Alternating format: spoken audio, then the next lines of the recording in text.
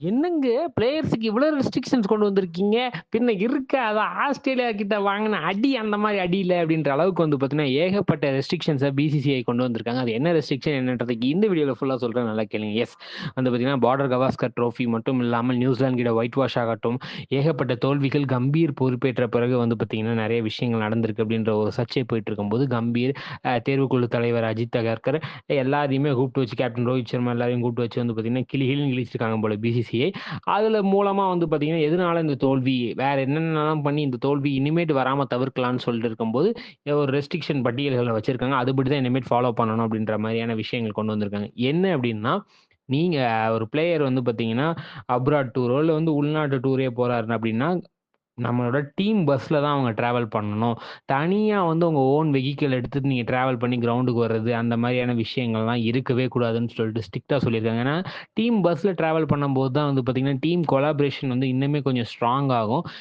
நல்லா வந்து பார்த்தீங்கன்னா, ஃபீல்ட்லயும் அது ரிஃப்ளெக்ட் ஆகும் அப்படின்ற ஒரு விஷயத்த கொண்டு வந்திருக்காங்க. அது மட்டும் இல்லாம வந்து பார்த்தீங்கன்னா, பிராக்டிஸ் செஷன் அதாவது இப்போ ஃபார் எக்ஸாம்பிள் ரோஹித் சர்மாவோ, இல்ல விராட் கோலியோ பிராக்டிஸ் பண்ணும்போது அவங்களுக்கு ஒரு 1 ஹவர் ஒதுக்குறாங்கன்னா, அந்த 1 ஹவர் முடிஞ்சோனே அவங்க கிளம்பி ரூமுக்கு போயிறக்கூடாது. ஃபுல்லா மத்த 12, 15 பிளேயர்ஸ் முடிக்கிற வரைக்கும், பிராக்டிஸ முடிக்கிற வரைக்கும், நீங்க இருந்து தான் ஆகணும் அப்படின்ற அளவுக்கு வந்து பார்த்தீங்கன்னா, ஒரு ஸ்ட்ரிக்ட்டான ஒரு ரெஸ்ட்ரிக்ஷன் சொல்லியிருக்காங்க. மேட்ச் வந்து பார்த்தீங்கன்னா, நடந்துட்டு இருக்க டைம் பிராக்டிஸ் இருக்கும்ல, அந்த டைம்ல.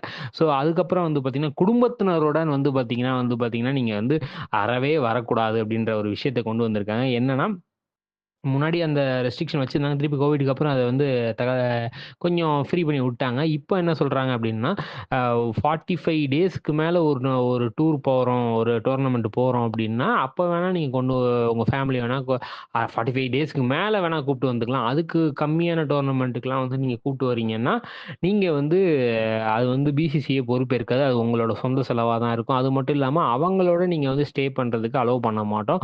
டீம்ஸ் எங்க ஸ்டே பண்ணியிருக்காங்களோ, அங்க தான் நீங்க இருக்கணும் அப்படின்ற ஒரு ரெஸ்ட்ரிக்ஷன கொண்டு வந்திருக்காங்க. "என்னச்சி இவா?" அப்படின்ற அளவுக்கு வந்து பார்த்தீங்கன்னா, பிளேயர்ஸ்லாம் மண்டைய சொரியிற அளவுக்கு வந்து பார்த்தீங்கன்னா, ஒரு விஷயமா தான் இருந்திருக்கு. அது மட்டும் இல்லாம வந்து பார்த்தீங்கன்னா, நீங்க வந்து விளம்பரத்துல வந்து நடிக்கிறதுக்கு வந்து டோர்னமென்ட் டைம்ல அக்ரீமெண்ட் குடுக்கவே கூடாது. அங்க இப்ப ஃபார் எக்ஸாம்பிள் ஆஸ்திரேலியா போறோம். அங்க வந்துட்டு ஆஸ்திரேலியன் பிராண்ட் ஏதாவது வந்து உங்கள விளம்பரம் நடிக்க கூப்பிட்டா நீங்க போவே கூடாது. அதுவே பிசிசிஐ மூலமா ஒரு விளம்பரம் வருதுன்னா, நீங்க நடிக்கலாம் அப்படின்ற அளவுக்கு ஒரு விஷயத்த சொல்லியிருக்காங்க. அதுக்கப்புறம் மேக்கப் மேன், அதுக்கப்புறம் ஏகப்பட்ட சமையல்காரர்கள்லாம் கூட்டு வரக்கூடாது நீங்க. நாங்க என்ன குடுக்குறோமோ அதுதான் அப்படின்ற அளவுக்கு ஒரு விஷயத்த கொண்டு வந்திருக்காங்க. என்னங்க எல்லாமே விராட் கோலிய தாக்குற மாரி இருக்கு அப்படின்ற மாரி அவங்க ஃபேன்ஸ்லாம் குமுறிக்கிட்டு இருக்காங்க. அது மட்டும் இல்லாம வந்து பார்த்தீங்கன்னா சென்டர் ஆஃப் ஸ்போர்ட்ஸ் எக்ஸலன்ஸ் அதில தான் வந்து பார்த்தீங்கன்னா, அவங்க கிட் பேக்க குடுத்து வந்து பார்த்தீங்கன்னா, ஒரு பிளேயர்ஸ் வந்து பார்த்தீங்கன்னா, ஒரு சர்டிஃபிகேட் வாங்குவாங்க போல. அது வந்து இனிமேல் வந்து பிசிசிஐ கிட்ட கேட்டு தான் நீங்க பண்ணணும் அப்படின்ற ஒரு விஷயமும் வந்து பார்த்தீங்கன்னா நடந்திருக்கு. ஸோ இந்த மாதிரியான ரெஸ்ட்ரிக்ஷன் மூலமா ஏகப்பட்ட வெற்றிகள் வருமா? இல்ல வந்து கண்ணாடிய திருப்புனா எப்படி ஜீவா ஆட்டோ ஓடும் அப்படின்ற மாரி நடக்குமா? அப்படின்றத பொறுத்து தான் பார்ப்போம். இத பத்தி நீங்க என்ன நினைக்கிறீங்கன்ற கமெண்ட் செக்ஷன் சொல்லுங்க. இந்த வீடியோ உங்களுக்கு பிடிச்சிருந்தா லைக் பண்ணுங்க, ஷேர் பண்ணுங்க. மறக்காம நம்ம சப்ஸ்கிரைப் பண்ணுங்க. நன்றி, வணக்கம்.